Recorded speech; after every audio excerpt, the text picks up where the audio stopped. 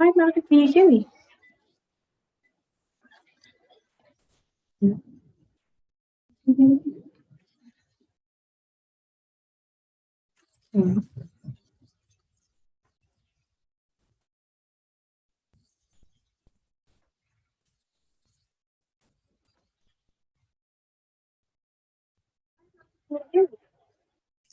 Hello, yes, I can.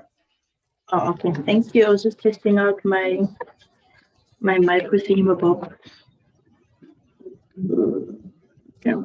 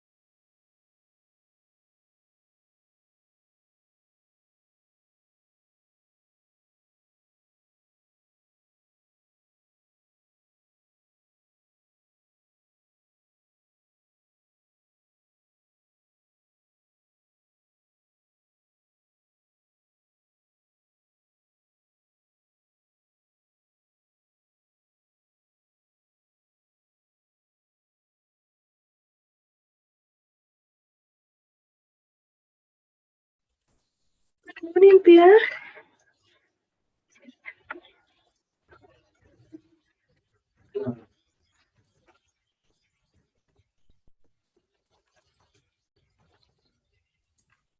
Good morning. Good morning, Pierre. How are you?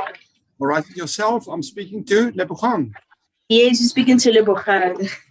Are you well? I'm good, thank you. Let me just show my face quickly. All right, There you yes, go. good. I'm going to minimize my screen, or not my screen, my face, I would say, when I'm doing the presentation. Oh, okay, no, that's perfect. That's All right. perfect. Thank you so much for joining us today. We look forward to your presentation. All right, thank you very much. Is there anything else that we have to discuss, or is that fine? I think that's fine. I just wanted to confirm something. So there was a oh, sorry, I thought I was on mute. So I think we changed a little bit when it comes to the format of the webinar. So I'm thinking maybe to keep people engaged, we'll start with your presentations, then then have a question and answer session after that, and then we can have the second speaker just to keep people engaged, so that maybe they don't have a speaker after speaker, if that's okay with you. Yeah, that's absolutely fine. Yeah. Okay, thank you so much. See you in the next 10 minutes or so. All right, thank you very much. Okay.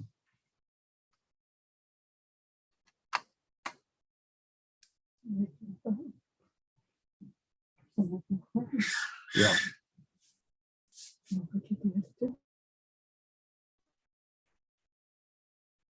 Good morning. Morning, Elise. How are you? I'm well, thank you. Am I speaking to Lebogang? Yes, you're speaking to Lebogang. Nice to meet you, sort of. Nice to meet you too. Thank you for joining us this morning. No problem. Yeah, we are. Lebogang, should we see if I can share my screen? Okay, that's perfect. It's telling me that I can't share while somebody else is still sharing.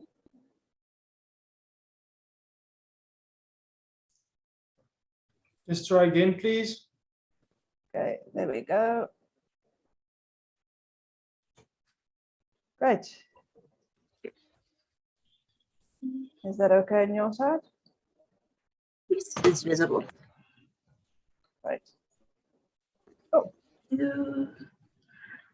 Elise, will it just be you this morning, or will Bongi and Babalwa join us? I'm not sure. I think Bulelwa might be joining us. Okay. Yeah, it seems to be a little bit of a hectic morning Monday for us today. Okay. So yeah. No, that's perfect. I'm not sure, unfortunately. Oh, okay. No, that's perfect. We have Pierre. He's our first speaker for today. So I was just giving him a brief in terms of we changed the program a little bit, that maybe to keep the people engaged, because we are both on Zoom as well as live streaming on YouTube as well. So we'll start with Pierre's presentation and then go into question and answers. A brief in terms of we changed the program a little bit, that maybe to keep the people engaged, because we are both on Zoom as well as live streaming on YouTube as well. So, Mariam? My apologies for that. To question and answers. A brief in terms of we changed the program a little bit, that maybe to because we are both on Zoom as well as live streaming on YouTube as well. So.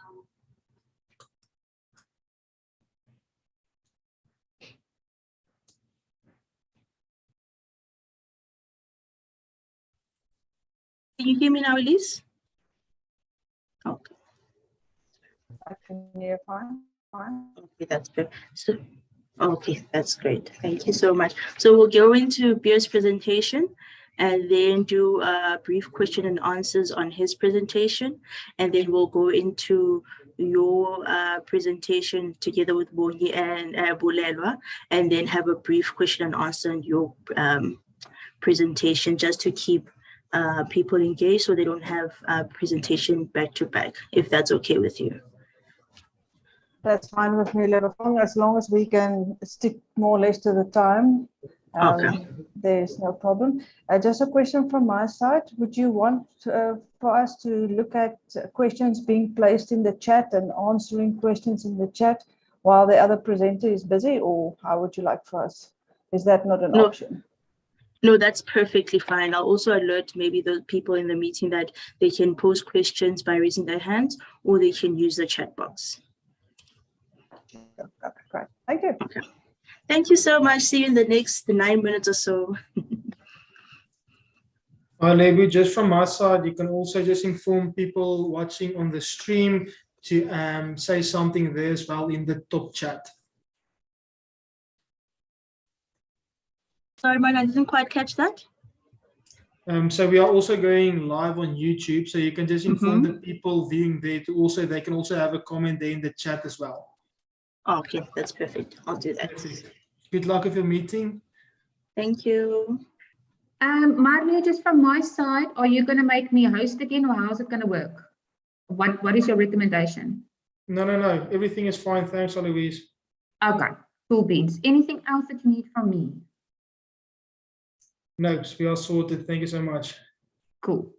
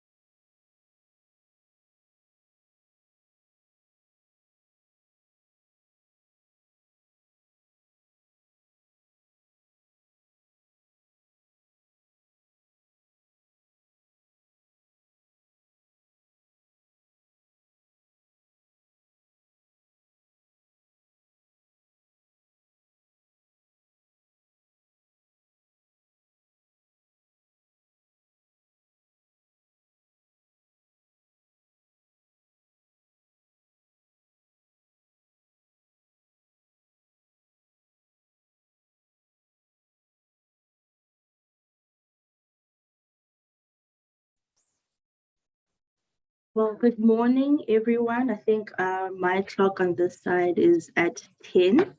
So I think it's prudent for us to get started. So again, good morning, everyone, and thank you for joining us for this webinar. I'd just like to welcome you to our continuous Labor Desk webinar feature. This is where we host ad hoc webinars as the Labor Desk at Agri-SA to make sure we are always on point when it comes to our labor compliance. Just to introduce myself, my name is Lebogang Situsha. I'm in the Center for Labor and Development at Agri-SA, and I'll be your host this morning.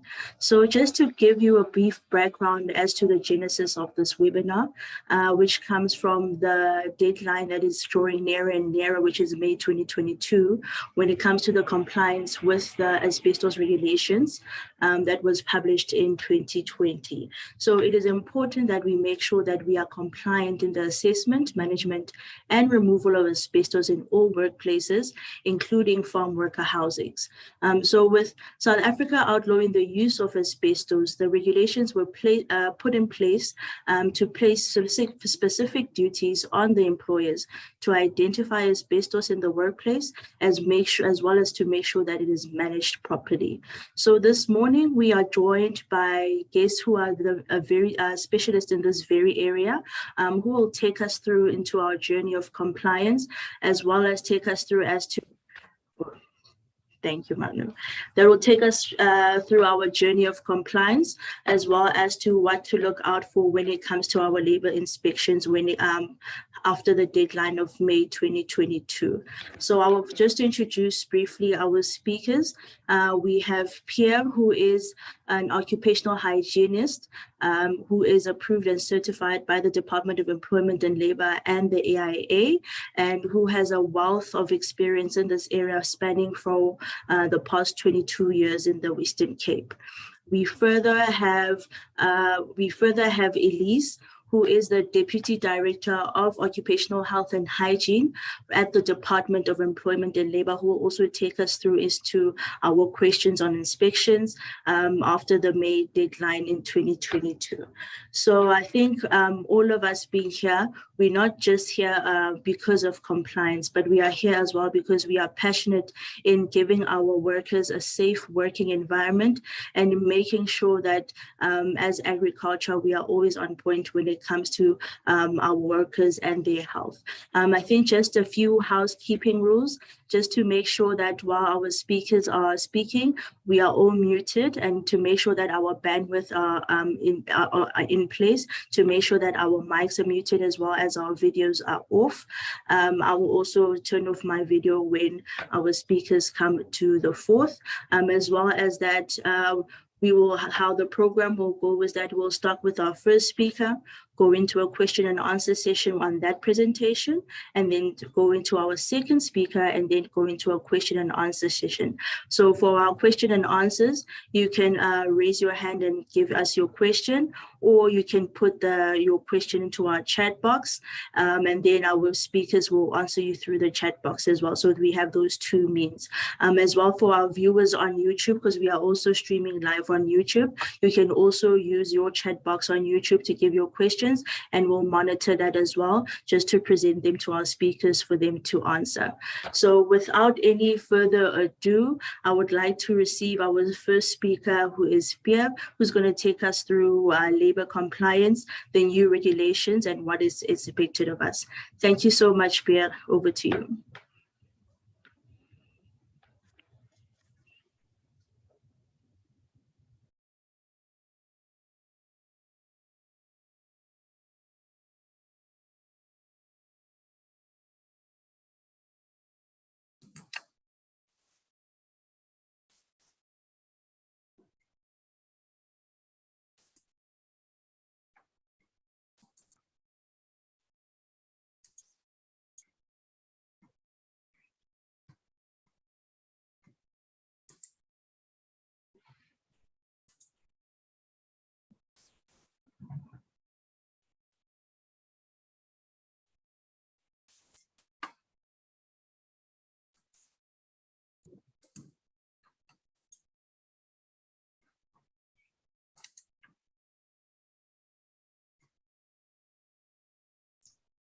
Hi, Pierre, we can see your screen sharing. You can just go to your PowerPoint and then we can continue. Yes, can you see my screen? Yes, we can. Sure. Can you see it? Yes, we can see your presentation now. Right. Good morning to everybody. Thank you very much to present on the Asbestos Abatement Regulation 2020, specifically on compliance. The presentation structure will be a short introduction, then a brief discussion on compliance by considering 3 objectives of the Asbestos Abatement Regulation 2020, and then discussing some of the regulation reference for compliance, and then ending off by discussing cost of compliance and what must be implemented by 2020 and the key message. The aim of this presentation then will be provide knowledge and insight on the Asbestos Abatement Regulation 2020 and to assist with interpretation of the regulation, specifically on legal compliance. That I will do from the perspective of an occupational hygienist and an AIA, which is an approved inspection authority.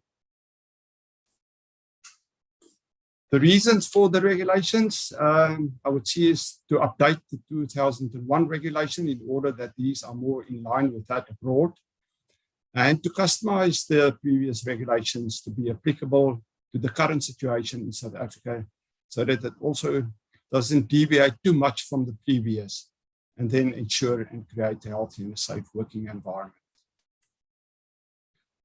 So I would say the regulations are really aimed at preventing situations from occurring as that what you see on the image, where people or maintenance people work on asbestos, not knowing of the underlying asbestos and then being exposed whilst not being protected. The asbestos regulation, as referred to, is promulgated or were promulgated under the Occupational Health and Safety Act 1993 and 10 November 2020, which is also the effective date, except for Regulation 3 that deals with identification and Regulation 20 with labeling. Regulation 3 and 20 come into effect only 18 months after promulgation of the regulations, and that is now May 2022. So everything should have been implemented by that time. The topics covered by the asbestos regulation is quite extensive. I'm not going to go through each one of them. Each one of them have to be read because they are cross-referenced as well. I will, the ones marked up in green, I will touch on them during my talk.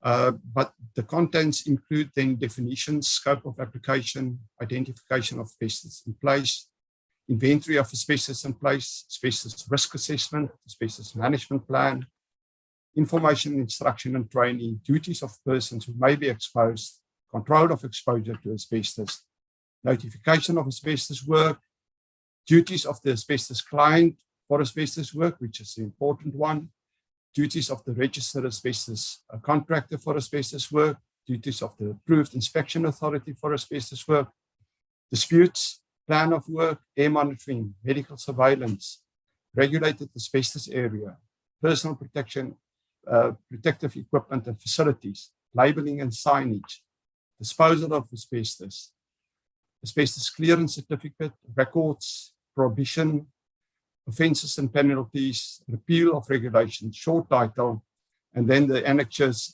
one dealing with asbestos warning, labels and signs, and annexure 2, the form that have to be completed when you notify Chief Director, Provincial Operation of Asbestos Work.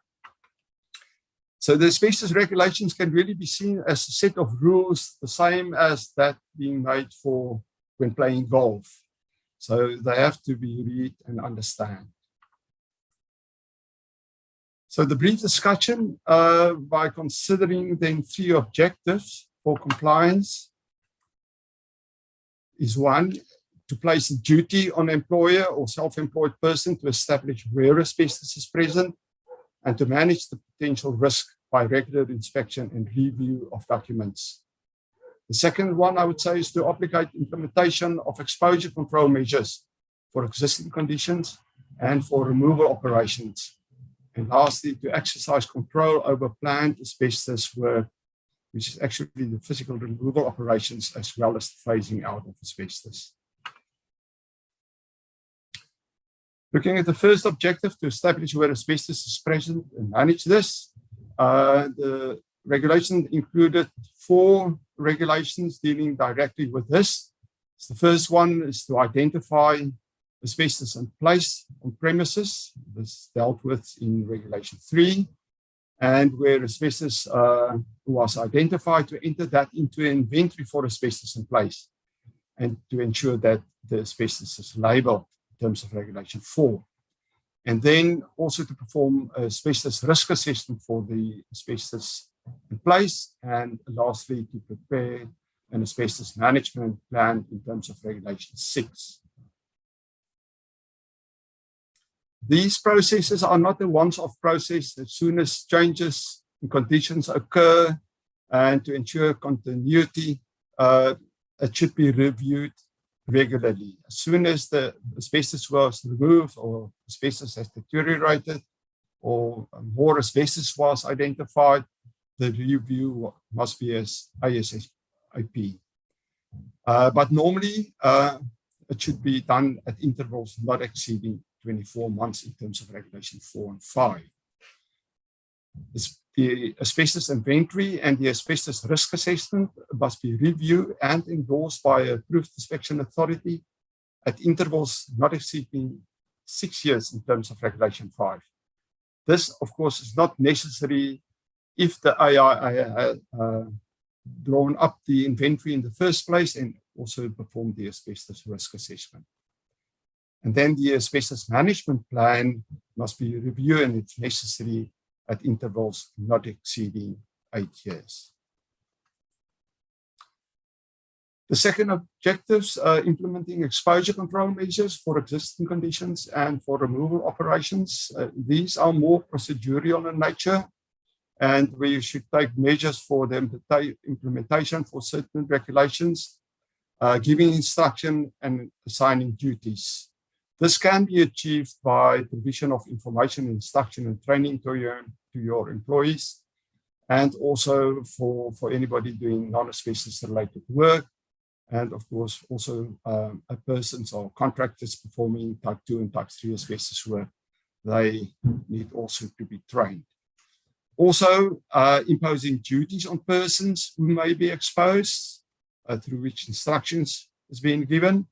And then also a provision of general procedure for taking measures for the implementation for Regulation 3, which is identification, and 4, inventory, 5, risk assessment, 8 is duties of imposed on employees, and 20, the labeling. And also a specific procedure to prevent exposure for scenarios like incidents, emergencies, removal work, repair work, etc., in terms of Regulation 6. And then lastly, imposing duties when considering planned removal of asbestos in place. Almost all the regulations are implicated in this case and should thoroughly be read to ensure compliance. Control over the physical asbestos removal process is quite extensive. We're going to look at that for the moment. There are prerequisites. You should take cognizance of the role players, it's very important, and then also of the tiers of asbestos work. The role players for planned asbestos removal operations are very important. Is the asbestos client. This is the person for whom the asbestos work is performed. And also then the registered asbestos contractor, that's the person or the contractor physically performing the asbestos work. And then the AIA, which have an oversight function, they will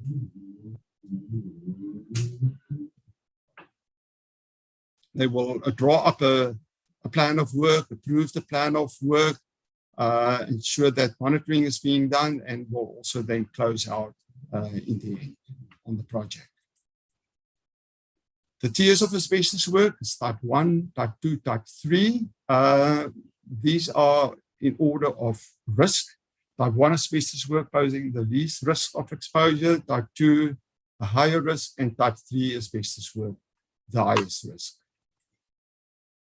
Then the Asbestos Abatement Regulations states that type 1 asbestos work means painting of asbestos cement products in a manner that does not require surface preparation, and B, the removal of less than 10 square meters of asbestos cement products, where that removal work may not be repeated on the same site within a period of 6 months. So that's the limitation in terms of volume and the frequency at which you can do that. And a contractor doing that does not require registration as a registered asbestos contractor with the chief inspector. Type 2 asbestos work means the repair or encapsulation of asbestos cement products in a manner that does not require surface preparation, and B, the removal of asbestos cement products or asbestos insulating board, which is similar to asbestos cement products, and a contractor doing this work requires registration as a type 2 registered asbestos contractor with the chief inspector. Type 3 asbestos work means the removal, repair, or encapsulation of any asbestos or asbestos containing materials. And such a contractor requires registration as a type 3 registered asbestos contractor with the chief inspector. So the requirements prior to asbestos work then, it's very important that the work is first classified. This is normally not too difficult for type 1, type 2, and type 3 asbestos work, but sometimes there could be issue between type 2 and type 3, where the classification is necessary. If there's a disagreement or any dispute, the employee must get the services of a AIA or the chief inspector that must make a decision in terms of Regulation 14 on what the classification is. Then the asbestos client must provide the asbestos inventory to the RAC and the AIA in terms of Regulation 11. And this asbestos client must also ensure that the asbestos risk assessment for the asbestos removal work is performed prior to that work taking place. The AIA, in consultation with the RAC, compile a site-specific plan of work according to which the registered asbestos contractor will executing the work. And the AIA also to approve the plan of work after that was co-signed by the asbestos client and the registered asbestos contractor in terms of Regulation 13. The AIA in writing notified the Chief Director of Provincial Operations 7 days prior to commencement of the asbestos work. No work can take place before that notification hasn't taken place. And of course, the AIA and the asbestos client must receive acknowledgement from the Chief Director of Provincial Operations within 7 days of the notification period. After that, asbestos work can commence on a specific day as planned in the planned approved plan. The work commences then. The AIA will be on site, monitors and supervise the asbestos work in accordance with the plan of work and also perform air monitoring. The AIA monitors to ensure that the asbestos is correctly handled prior to disposal, that it's double bagged or wrapped and labeled as required. And then also that disposal of the asbestos can only be performed on a site specifically designated for that in terms of Regulation 21.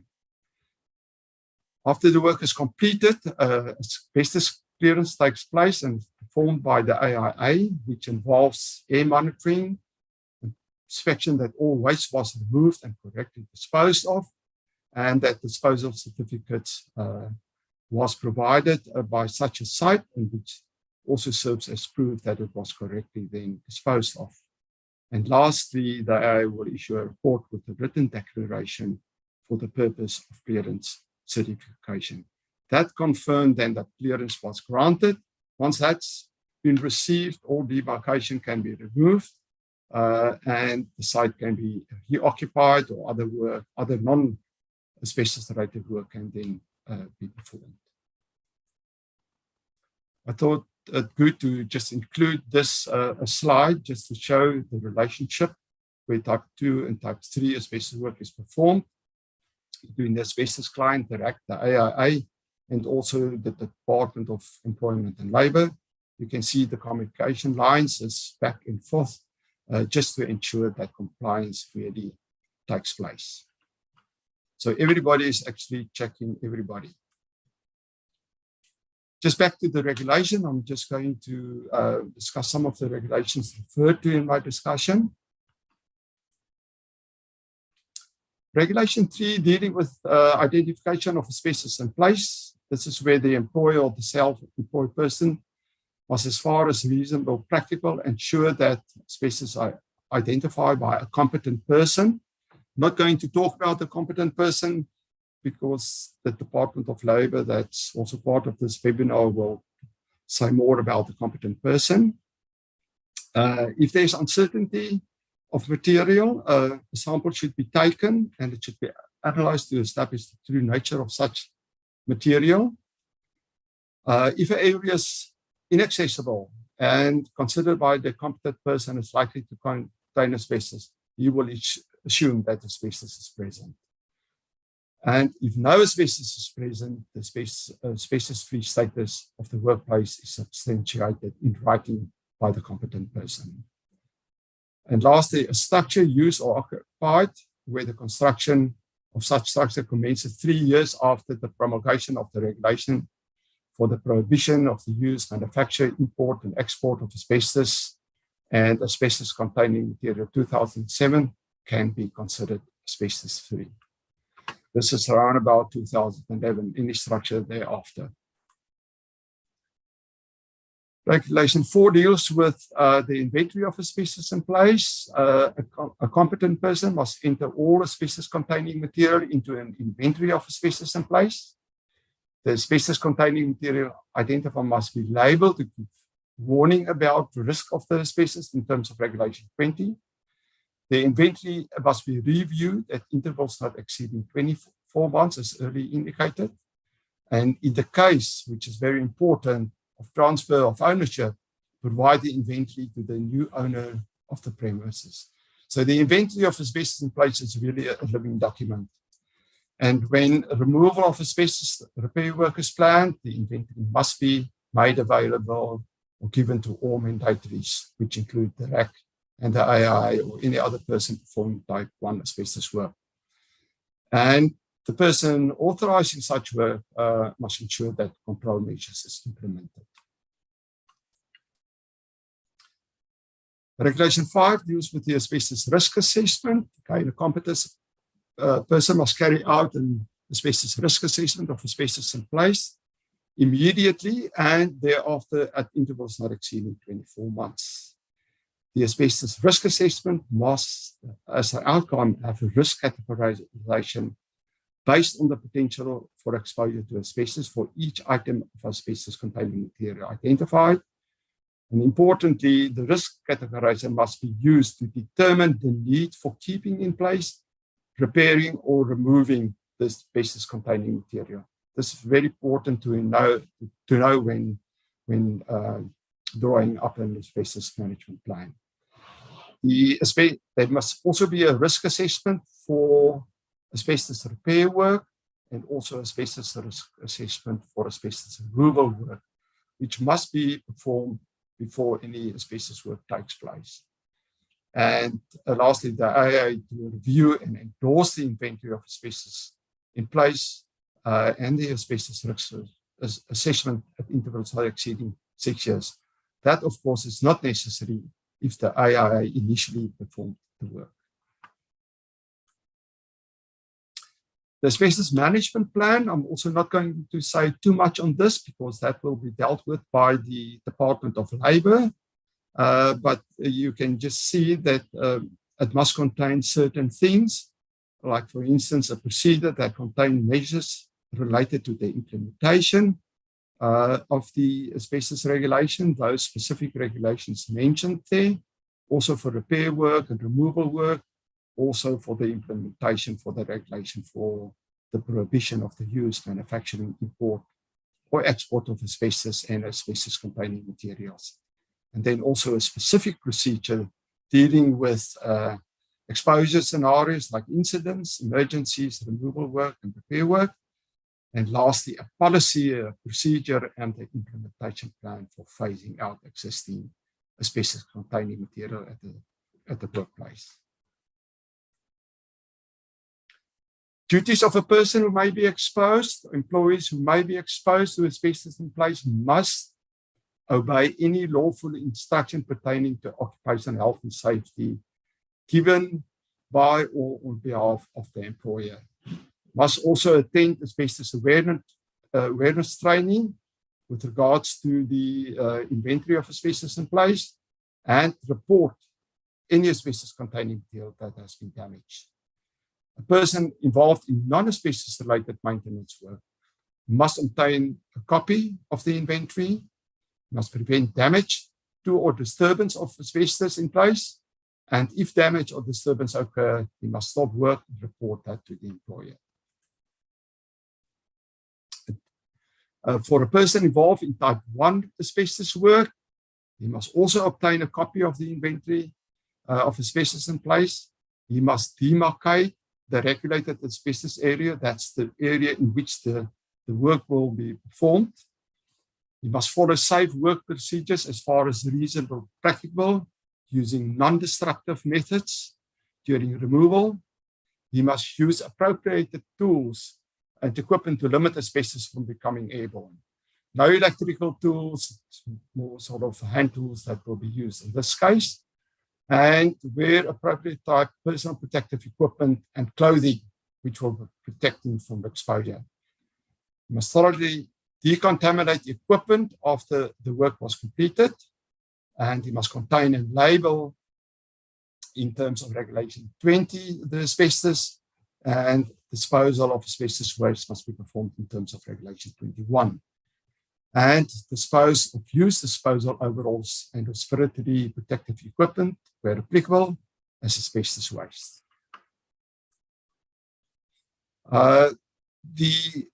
In this annexure, 1.2 is the pictograms that should be used really to label then the asbestos waste and bags and containers in which these were placed. Duties of persons performing then type 2 and type 3 asbestos work. Just remember that these persons are in their own right a contractor or employer, and they do have their own functions in terms of their regulations. What they have to comply with is similar to what is necessary for the type 1 asbestos work.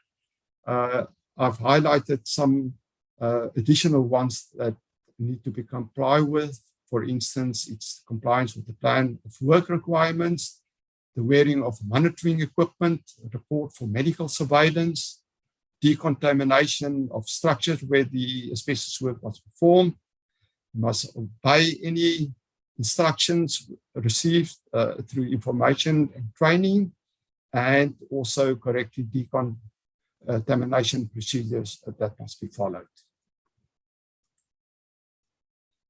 Notification, just to remember that no work can take place, and I'm referring to type 1 asbestos work, type 2 and type 3 asbestos work, if the Chief Director Provincial Operation wasn't informed of this work 7 days prior to commencement, and the Chief Director Provincial Operation must acknowledge receipt of that notification within the 7 days notification period. Annex 2, that's the form which is on the screen now that have to be completed and then sent to the Chief Director Provincial Operation to notify him about the asbestos work that will take place. Duties of the asbestos client, a very important one, where planning type 1 asbestos work, the asbestos client must provide an up-to-date inventory of asbestos in place for the person or the contractor performing the work must ensure that the asbestos risk assessment is performed prior to the work, ensure that the written safe work procedure are developed, and as far as reasonable, practical, provide information, instruction, and training to any person who may be exposed. And planning type 2 or type 3 asbestos work, the asbestos client to provide an up-to-date inventory of asbestos in place. If the ACM to be removed who wasn't identified before, then he must review and update the inventory. He must also ensure that the asbestos risk assessment is performed prior to the asbestos work taking place. He must appoint in writing the approved inspection authority. He must ensure that the appropriate registered asbestos contractor perform type 2 or type 3 asbestos work, and ensure that notification is given to the Chief Director of Provincial Operation. Must also ensure that the plan of work was co-signed by the AIA, the asbestos client, and the RAC as commitment to their duties in terms of the regulations. And he must also stop the registered asbestos contractor from executing asbestos work which poses a health safety risk until such time that risk was mitigated to an acceptable level. You must also ensure that the RAC is registered and in good standing with the compensation fund, and ensure that the fatality or permanent disabling injury is reported to the Chief Director of Provincial Operation in terms of Section 24 of the Act. And finally, obtain an asbestos clearance certificate on completion of type 2 or type 3 asbestos work from the AIA. Everything that's been done in terms of that regulation, record should be kept, and Regulation 23 deals exactly with that. Asbestos inventory, asbestos risk assessment, air monitoring results, medical surveillance report, disposal certificates, clearance certificates and reports must be kept for a duration of 50 years. The next slide, we can skip this one. It's one that's a little bit more in detail. Section Regulation 24 deals with prohibition, and it states that no person may sell, donate, reuse, reinstall, or recycle asbestos-containing material, clean or prepare surfaces of asbestos cement materials, temporarily store asbestos-containing materials for longer than 3 months after completion of asbestos removal before final disposal, temporarily store asbestos-containing material uncovered or unprotected, or store in a manner that contaminate ground and water system, use compressed air to remove asbestos-containing dust from any surface, use electrical power tools or fast rotating tools such as angle grinders to cut or to drill into any ACM, smoke, eat or drink or keep food or beverages in a regulated asbestos area, vacuum asbestos dust using vacuum cleaning equipment other than vacuum cleaning equipment with a filtration efficiency of at least 99% for particles 1 micrometer in size, and carry out any demolition work before all ACM were identified, safely removed or otherwise controlled to, as far as reasonable practical, eliminate uncontrolled release of asbestos or asbestos dust. To end off, I will focus on cost of compliance, what must be in place by May 2022, and key message. Cost implication of compliance, it's extremely variable. No accurate predictions can be made. But I can state that the factors impacting on this is really the scope of work, the location where this work must be performed, the location of the nearest disposal site, a competent person versus the cost of an AIA for asbestos identification, asbestos inventory, asbestos risk assessment, and for the asbestos management plan, type 1 versus type 2 versus type 3 asbestos work, and the ease and the difficulty of executing the asbestos work, because that can be very time consuming. What must be in place by May 2022? from the regulations and the time it's promulgated, we can state then that asbestos identification and inventory for asbestos in place, labeling, asbestos risk assessment for asbestos in place, asbestos management plan, training of employees, your employees at work, and then records of asbestos work and asbestos removal work performed as in 2020. And then also disposal and clearance certificates in terms of Regulation 21 and 22. Review of asbestos inventory and asbestos risk assessment as early of 2023. So the key message and then is compliance is all about reading the regulations, understanding the requirements, implementing these, regular reviewing these in order to sustain continuity. Thank you.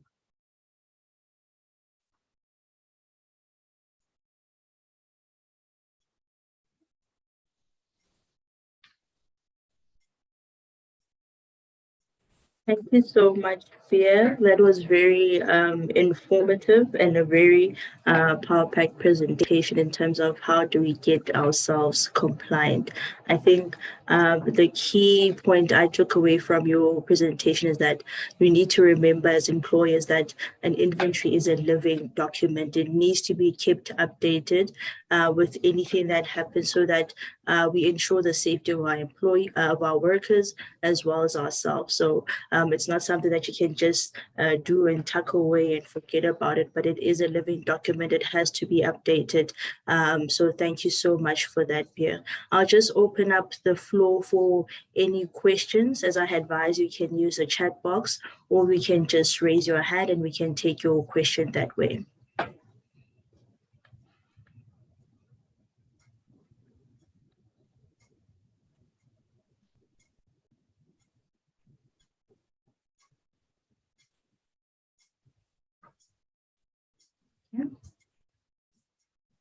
Okay, I'm not seeing any hands thus far.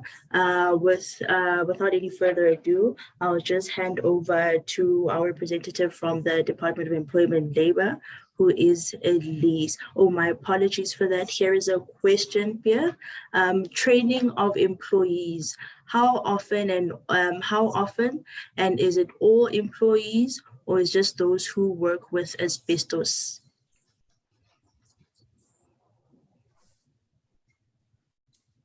No, it's not only the employees working with asbestos, it is all employees at work. Once the employee starts work at the premises, they must be inducted on the asbestos and on the asbestos inventory. When it comes to the registered asbestos contractor, they must be trained. The initial training is an 8-hour session on the removal of asbestos for type 2 and type 3 asbestos work. And then thereafter, there should be once a year refresher training, which should be for a duration of at least 2 hours. Thank you so much for that. And thank you, Francois, for that question as well. Are there any other questions?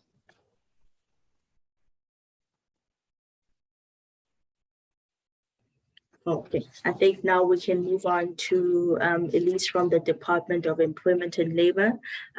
Over to you, Elise. Thank you so much.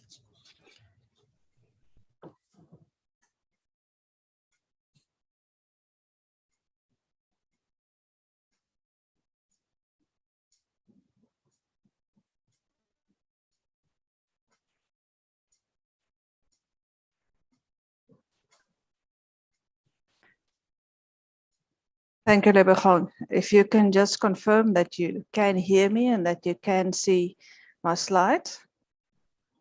We can hear you and we can see your slides. Great, thank you so much. And good morning, everybody. Before I jump into my presentation, I would just like to thank Pierre. He did a very good job at presenting these regulations, which we were both involved in for quite a couple of years. You will see some repeats in my slides, but yeah, we all know that we learn better if stuff is repeated. So I don't think there's any harm in that. So as I said, or as Lebogang introduced me this morning, I'm the Deputy Director at the Department of Employment and Labour at head office. And one of my duties is the asbestos regulations and the national asbestos approach of the department. So those policies are generated from my office. That also means that I was the chairperson of this technical committee who actually drafted the new asbestos abatement regulations. So with that, I'm going to move into my slides. This is just the content of my presentation. I won't keep you very long. I think we will definitely benefit from interacting, from questions being asked, and us being able to actually answer those questions. So I would just like to take a step back before we actually jump into the legal requirements. It's just to remind everybody once again why we are so concerned about asbestos. Why is asbestos a field that is so heavily regulated? And that is not only the case in South Africa, but it's internationally. But it's especially true in South Africa because we have a history of mining asbestos. We have a history of exporting good quality asbestos fibers to the rest of the world, which were then widely used. Now, all this obviously happened at a time where we weren't familiar with the great health risks that asbestos actually holds for the human body or for any mammal for that matter. So that is why we are concerned, because it's got such devastating effects on individuals' health, and then by implication communities' health, and just well-being and development. And then also it can have a very big impact on the health system of any country. So the fibers can remain airborne for very long because they are so extremely small, and they can split into smaller and smaller fibers all the time. So they can stay airborne for very long periods, and that makes them easy to breathe in, and they get into our lungs. And you can see the small fibers and large fibers, how long and how deep they can actually penetrate. So the very small fibers enters into our alveoli, and that is where our normal defense mechanisms like coughing or sneezing don't get rid of them. They get stuck there, they remain there. And then the health effects of this exposure, where these small little fibers actually get stuck in lungs, is we get very serious diseases such as asbestosis, mesothelioma, and lung cancers. And all three of those are fatal. There is also, I must say at this point, no cure for asbestosis at this point. So there's no tablet or radiation that you can undergo once you have been exposed to actually alleviate that illness. It is a fatal illness. So the only thing that we can rely on here is prevention. So we want to make sure that preferably people are not exposed to the fibers at all.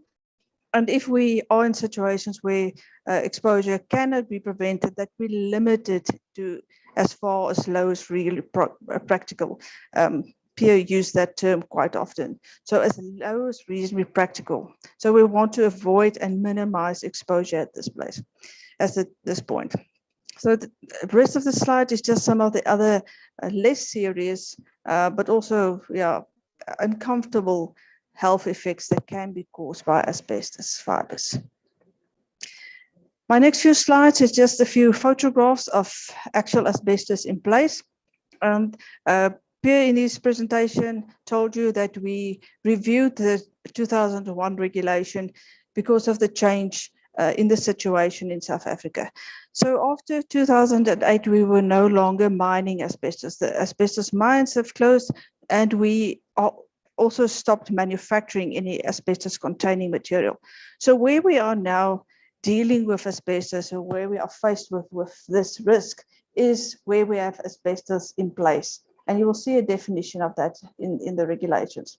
So this is where we have asbestos, either raw asbestos or asbestos containing material, a mixture with with a cement mixture or glue or something like that, where we have these building materials in many of our buildings still, which contains asbestos. So we need to deal with that risk as South Africa now, as we are no longer mining or manufacturing new asbestos products.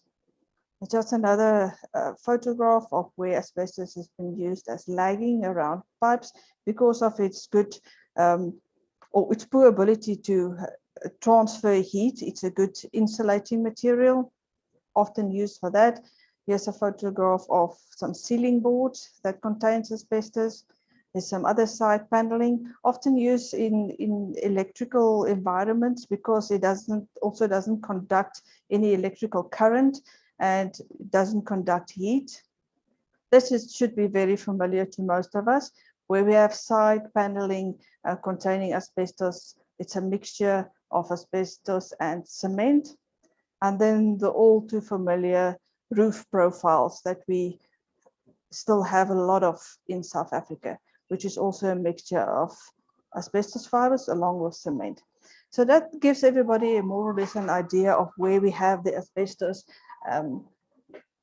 materials which we are concerned about, and which this regulation then actually aims to reduce the risk of.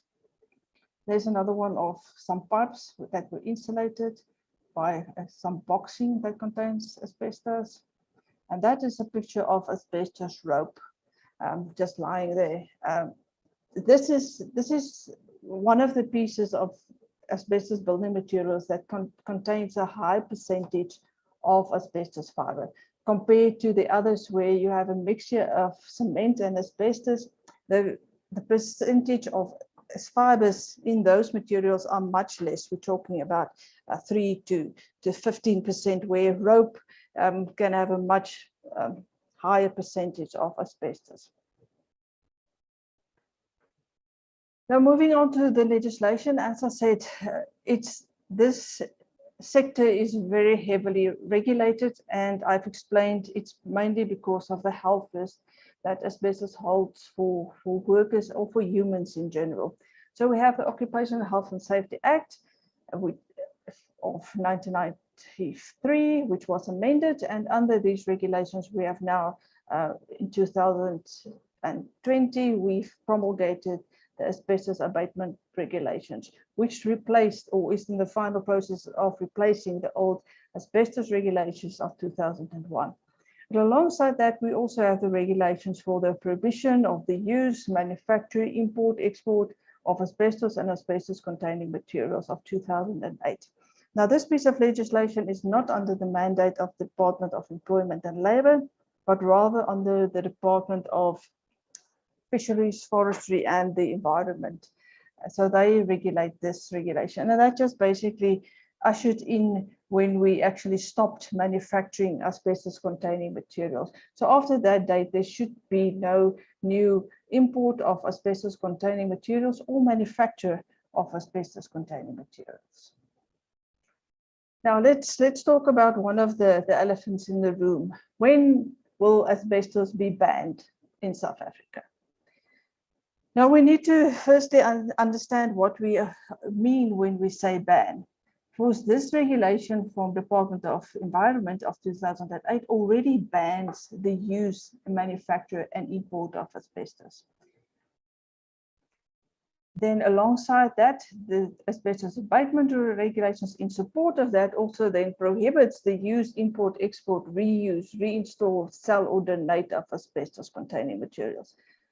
So these are the things that are banned when it comes to asbestos and asbestos-containing materials. There is also a strategy drafted by the Department of Forestry, Fisheries and the Environment that aims to eliminate the health risks associated to asbestos. It does not aim to eliminate asbestos or asbestos-containing materials. It aims to eliminate the risk associated to asbestos. Now, this might seem to some of you as a little bit of a play on words, but it really is not. If you get a good idea of how much asbestos is still out there, how much asbestos-containing materials is still out there, and the cost associated for us to eliminate those materials and to do away with them completely. It does not justify South Africa taking the stance and saying we are now eliminating asbestos, we are now banning asbestos-containing material or asbestos in place that are already in our buildings. So please know that there is a big drive from all these legislators, all these departments to eliminate the risk associated with asbestos, but there is no national legislation that says that asbestos or asbestos-containing materials must be removed before a specific date. Yes, there are several private companies or even local authorities that have instituted their own policies with their own selected cutoff date of when they want all asbestos-containing materials to be removed from their buildings. And obviously the department is in support of that, but there is no national elimination of asbestos cutoff date or program in South Africa currently. So what is expected of employers? And I think Pierre already spent some time on these, but just as a repeat, so basically what the employer should focus on is to do a risk assessment. But before you can actually assess your risk associated with asbestos, you obviously need to know, do I even have any asbestos in my buildings, on my premises, and to know what it is and where it is. So those two documents really goes hand in hand. You need to identify, develop an inventory of asbestos in place, assess the risk, see which ones are of a concern. Do you have asbestos containing materials that are in a poor state of repair? Then obviously the risk would be higher and you would want to prioritize those pieces of material to maybe get them removed before the others. And that will then be captured in your management plan for asbestos in place. And then also part of this whole process is the labeling, providing a little label so that these materials can easily be identified for anybody coming into the vicinity or coming into contact with these materials. The risk assessment must be done by a competent person at intervals of 2 years. The outcome must be a risk categorization. Now, what this means is this, as I said, some pieces might need your urgent attention. They need to be addressed within the next 6 months. Other pieces, are in a good state of repair. They are not releasing fibers. They can remain in place for the foreseeable future. So this is your risk categorization. You will categorize them according to priority, which ones needs immediate attention and removal, and which ones can you just maintain going forward. Now, part of the risk assessment is to consider the health effects. We spoke about the health effects at the beginning of the presentation. The health effects, unfortunately, is always serious. So that will always give you a high rating when you do a risk assessment. The number of employees, how many people are working in that vicinity, how many might be exposed. So obviously, the more people might be exposed, the higher the risk that you would want that to be reflected in your risk assessment. Possible damage, if it's a roof sheet and nobody ever gets into contact with that roof sheet, the risk is lower. If it's a side panel of a storeroom and there's a danger of somebody bumping into it or driving into it with a vehicle or a forklift, then obviously the possibility of damage is higher compared to the roof sheet. So will affect your risk assessment. And then the asbestos containing material state of repair. What is it looking like? Is it painted? Is the fiber still bounded with the cement? Is the cement product then painted and then the fibers are even doubly bounded to that matrix? So, or was it just left to weather in our climate, in the rain and the wind? And can you actually see the fibers standing up from that piece of material? Then you can expect some release of fibers. So that is also a big consideration when it comes to your risk assessment. Competent person, Pierre quickly deferred that to the department, but this is really not a complicated concept to understand. We are only expecting for certain tasks, such as for the risk assessment and the training, for this to be done by somebody who's at least got some knowledge around the subject of asbestos, who's either got some training, some experience. They might have formal qualifications, although there are not many related to asbestos, but we at least expect those tasks to be performed by a competent person, somebody who can actually with confidence say, I know how to do a risk assessment. I'm familiar with asbestos containing material. I can identify them. And then also finally, they must be familiar with the Occupational Health and Safety Act and the regulations, and specifically the Asbestos Abatement Regulation. So this means that this person must at least have read the regulation a couple of times, be comfortable in answering questions relating to this regulation and the Occupational Health and Safety Act. So these are the minimum things that we expect. And I think you would agree with me if we are looking at a product or an article of asbestos where the health effects can be so detrimental. Yes, obviously we want somebody giving input and developing these risk assessments who's got some knowledge and experience in that field. I don't think it's an unreasonable expectation. I can maybe just tell you about a little bit of an example where we had quite recently, we had one of the big roofing companies. They have established themselves in South Africa for many decades now, and they are well known for doing excellent work when it comes to replacing and installing roofs. And that is their competency. But they do not have competency when it comes to asbestos and asbestos containing materials, or even asbestos containing roofs. So when it comes to replacement of asbestos containing roofs, they subcontract to a registered asbestos contractor for that process of actually removing the asbestos roof sheets. So they would not be considered competent when it comes to doing a risk assessment on asbestos containing materials. That doesn't mean they are less competent when it comes to actually being a roofing company, but just simply because they don't have experience, they don't have training or qualifications in this field. So just keep that in mind. You might be competent and brilliant in another field very closely related to asbestos work, but you might not have the appropriate required knowledge when it comes to asbestos materials. And then obviously you need somebody who will take the time to read the Asbestos Abatement Regulations and familiarize themselves with the Act. Now moving on to inventory, what should be in an inventory? So we want to know, when was this inventory actually developed? Which was the first date when you actually went around along with your competent person and went through all your buildings to identify all the asbestos in place. A little description.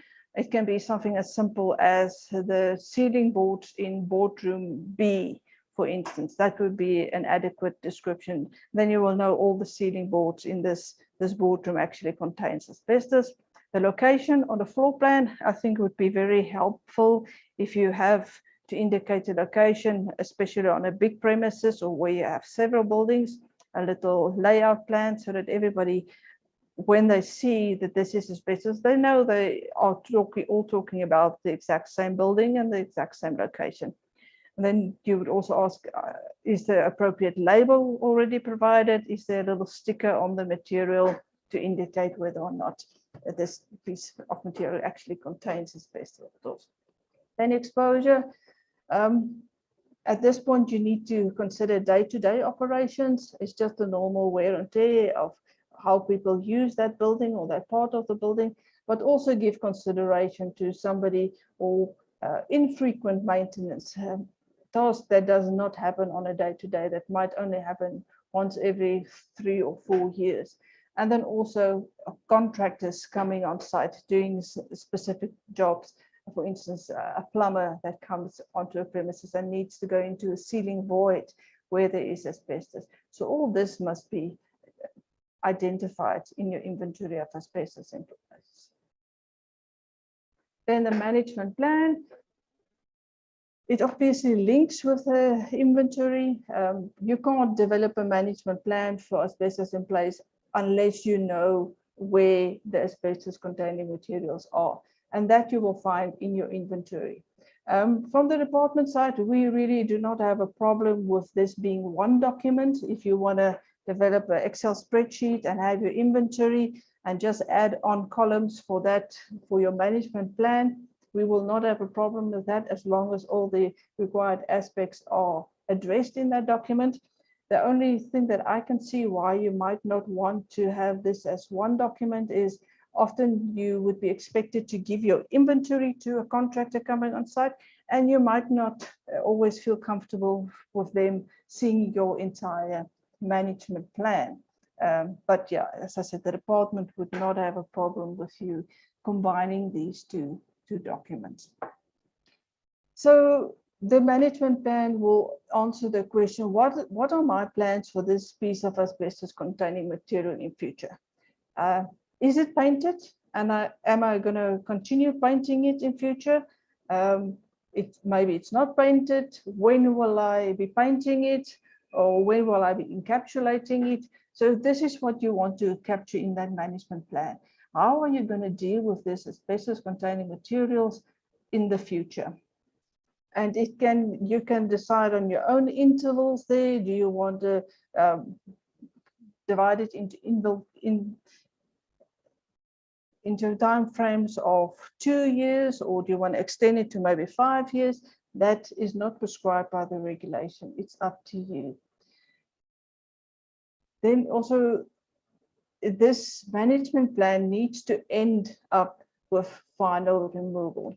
Now, this final removal is purely, or when this happens, is absolutely your choice, or based on the risk of this material, that will indicate to you when the final removal and disposal needs to take place. So obviously, if you are in the lucky position where you can actually remove and dispose all asbestos containing material from your building or premises within the next 2 years, brilliant. You have just reduced a very serious health risk for yourself and your employees. But if the pieces of asbestos containing material are in a good state of repair, there's no fiber release, the risk of damage is very low, it can remain in place. It can remain in place for several years still to come. But your management plan must indicate how are you going to maintain it in that good condition throughout the years, and then maybe after 30, 40 years, say, okay, I will then remove this piece of asbestos containing materials. Labeling and signage, Pierre already spoke a little bit about that. So everything that you didn't identify in the asbestos inventory must be clearly and legibly identified using this specified pictograms. Now, many people have gotten upset when they saw this, because they now say, I've got a big warehouse and all the roof sheet contains asbestos. Does that now mean that I have to go and physically put on a big sticker on each of those sheets? No, that is not the intent of this regulations. Let's continue with the example of a roof. So it would be adequate if at the access points to that roof, you place the signage, you put the label. So if there are a ladder up to the roof, and you can expect that somebody that's going to perform whatever work on that roof to use that ladder, that is the point where you would want to give an indication that this is containing asbestos material, and that is where you would provide the pictogram for them to know. So no, we don't expect you to paint a big asbestos sign on your roof so that it can be spotted from space. That is not the intent. The intent is that anybody coming into the vicinity or needing to work on that material would know beforehand that it contains asbestos. And if they need to continue work on that, that they can take the needed precautions with regards to protecting their own health. This is just the signage, the warning sign again. And then, yeah, just in closing, I would just like to say something about the type 1 asbestos work. Now, the intent of putting this or allowing for this in the regulation, it was really for once-off projects. So if you as a building owner have a small little project, maybe in the back of your premises, you've got a small, or maybe you've got one sheet of asbestos in a storeroom, and you want to remove that piece, small piece, less than 10 squares of asbestos containing material. Now, the cost of getting a registered asbestos contractor involved or getting an AIA involved just makes these projects, sometimes impossible. So this regulation allows for the removal of that piece of asbestos containing material by the owner themselves. They can physically do it themselves, or they can get an employee who obviously is informed that and trained that it is asbestos, but they can do that little once-off project themselves, keeping in mind these limitations, the frequency. They cannot repeat that kind of work on that premises with the same person every more than 6 months. So there needs to be a time lapse of 6 months at least. The quantity is limited to 10 square meters or equivalent piping or ducting. Also, the kind of asbestos containing material are clearly identified in the definition of type 1 asbestos work. So only those kinds, so it's not the raw asbestos, it's not the insulation material around piping, it's the asbestos materials that are bounded to cement. Only that kind of materials might be dealt with under type 1 asbestos work. And then what can they do? They may paint it or they may remove it. No, nothing else. No drilling into it, no breaking it, nothing like that. And it's very important, only under these limitations is the health risk negligible. If you deviate from any one of those, if you start working with a different kind of asbestos material, if you're working on insulation board, then the health risk escalates, and then we can't safely say that it should not be an asbestos contractor dealing with it. The frequency as well. If you're going to do it once every 3 weeks, the frequency escalates the risk too far out of the reach of this type 1 asbestos work. Then a registered asbestos contractor must deal with it. So please keep that in mind. Only once-off projects with the limitations with regard to frequency, quantity, kind, as well as what you can do to that piece of material. Only then are the health risk negligible. I hope that clarifies for everybody. Then my final slide, I think, with regard to inspections from the Department of Employment and Labour. First thing I should say as a disclaimer, we're not going to send out inspectors saying, you go do asbestos inspection and you will only look at asbestos. It will generally form part of occupational health and safety inspection in general. So they will look at your electrical installation. They will look at your handling of hazardous chemicals as well. They will probably at this point still look at how you are preventing the spread of the SARS-CoV-2 virus as well. So this inspections will not be purely looking at asbestos. But one of the things that they will most likely ask you as part of this general inspection when it comes to asbestos is they will ask for your inventory of asbestos in place. They would want to see that you have identified the materials, that you know where they are located, and that you've got an idea of what the situation is with regards to your premises and all the buildings probably on the premises. And then also they will ask for the risk assessment and to see if you address adequately the state of repair of certain pieces of materials.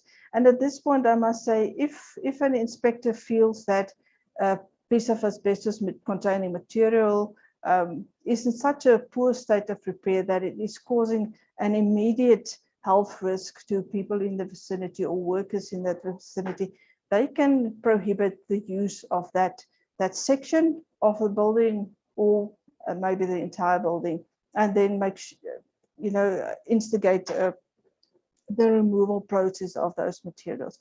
So they will look at these documents provided. And obviously, as Pia said, the cutoff date for these to be finalized is, I think, the first week of May. So after that, there's no reason why inspector should not be provided with those documents should they come around for an inspection. At the bottom there's a link to the regulations itself.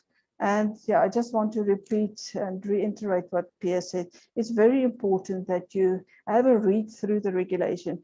We really try to make it an understandable regulation within the limits, of using regulatory language.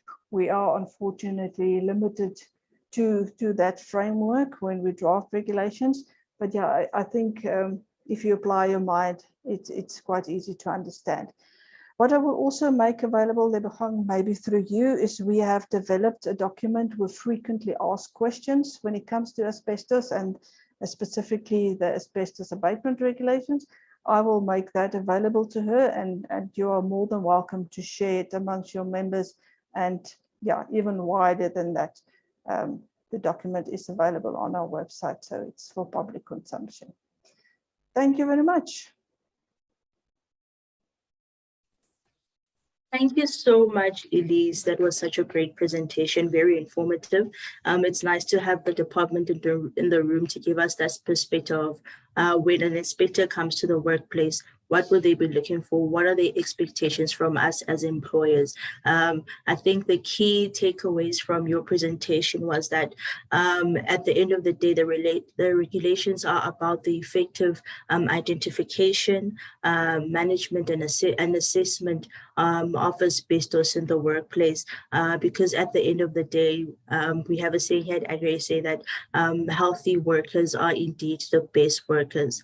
I think now I'll just open up the floor for questions. I see 2 questions in the chat box from Francois. Anyone else that has a question, you can again either put it in the chat box or you can raise your hands and we can express your question in that way. I'll just first start with Francois' question in the chat box, Elise. It says, number 1, financial cost of compliance is also relevant. Elise, are there any government support initiatives funding for removal or disposal of asbestos? And number 2, are there any recommended courses for competent persons? Great, thank you, Lebogang. Francois, yeah, my answer to the first question is unfortunately not a short one. But I'd like to explain to you why the situation is as it is. So in South Africa currently, we have the asbestos containing materials that are building materials that are in buildings currently, and that is where most of us will encounter asbestos. But we then also have our communities where in the past, asbestos were mined, and the communities where asbestos is just naturally occurring. If you go to the areas such as Kuruman, Potchefstroom, you can actually walk there and pick up a piece of rock that contains asbestos. So now the thing with that is nobody's to blame for that. There is no employer that in the past, caused that to happen. It's naturally occurring. And in many of these communities, they use those just a naturally occurring sand and rock in the environment to build schools, to build community centers, to even build roads. So now you can imagine if you build a road containing asbestos, if every time a vehicle drives over it, there's fiber release. So from the government side, obviously these areas and these exposures has been prioritized above asbestos in buildings, asbestos containing materials where we face them in buildings, because the risk is obviously higher in those communities where these situations occur. And this is very much addressed in that strategy of elimination of the health risk associated with asbestos. So the funding that is available, and I must say there isn't very much available at this point for that, is channeled into those communities. And the Department of Fisheries, Forestry and the Environment is also now looking for sponsors for these projects to where these specific roads have been built using asbestos containing or asbestos rock, to tar those roads, to provide the communities with a safer environment. So yes, unfortunately at this point there is no funding to individuals or private building owners, because the funding that are available from government are going to these areas where we have communities that are grossly exposed to the asbestos risk at this point. Excuse me. I hope that answers that question for you. Then moving on to the second one with regards to training courses. Yes. Once again, the person that are actually conducting asbestos training needs to be a competent person. It might sound a little bit like a catch-22, but yeah, these people, I can maybe take Pierre's company as an example. His company will have several of his employees who would be considered competent to provide asbestos training. And most of the AIAs, the approved inspection authorities, they will have these competencies on board. So it will be somebody who's got a good understanding of the legislation. It will be somebody that is familiar with the new Asbestos Abatement Regulation. It's got some experience when it comes to asbestos and asbestos work specifically. So, and these companies then provide a training course very similar to what is required in Regulation 7, those 3 different levels of training. Yeah, so that training is available, and obviously before we register a contractor, we expect them to send their employees for this specific kind of training. So yes, there is training courses available for competent people. Thank you, Levervan. Thank you so much, Elise. I'm not seeing any other hands for questions, nor am I seeing any other questions in the chat box. Thank you again, Francois, for those questions. I hope they were answered accordingly. I think, yes, Elise, it'll be so great for you to share that link for the frequently asked questions. And then we'll also cascade it to our members as well as the attendees, together with the presentations, as well as the link to this webinar. If there are no other further questions, I'd just like to thank you, Elise and Pierre, for joining us, spending your time with us to share your knowledge and to make sure that us as an industry, we are on par with our compliance when it comes to asbestos. Thank you also as a department for always having your door open for us to have these conversations. And thank you so much, Pierre, for joining us. I hope you don't mind. We will share your contact details with our members if they have any other further questions they would like to ask you, as well as with the vast experience you hold in this industry, at this area as well. And secondly, I'd just like to thank everyone that attended this webinar. Thank you for continuously supporting our Labor Desk webinar features to make sure that as we are people who are passionate about agriculture and our agricultural workers, we are always on par with our labor compliance. If that's all for today, I think in the chat box quickly, I'll share the link for the list of inspectors provincially. I'll also share a link of the website of the AIA so we can see where to find the inspection authority. If that's all for today, I'd like to thank you and have a great day until next time for our next Labor Desk feature. Thank you, everyone. Thank you so much. Thank you very much. Goodbye.